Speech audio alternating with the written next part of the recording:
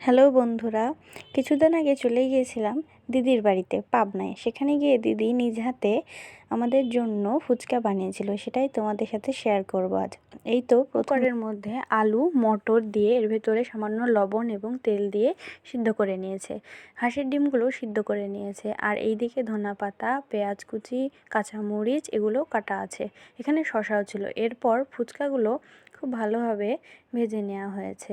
আলু সিদ্ধ মাখানোর জন্য শুকনো মরিচ ভেজে নিয়ে এর ভিতরে পেঁয়াজ কুচি, ধনেপাতা দিয়ে খুব ভালো করে আলু সিদ্ধ মাখানো হয়েছে। এর ভেতরে মটরগুলো দিয়ে দেওয়া হয়েছে। এইভাবে ফুচকার জন্য আলু সিদ্ধ তৈরি করা হয়েছে। আর এইদিকে বাড়িতে যেহেতু ফুচকা তৈরি হচ্ছে, তাই থেকেই তেঁতুল জলে ভিজানো ছিল। এর ভেতরে বিট লবণ, শুকনো মরিচ ভেজে নিয়ে গুঁড়া করে দেওয়া হয়েছে।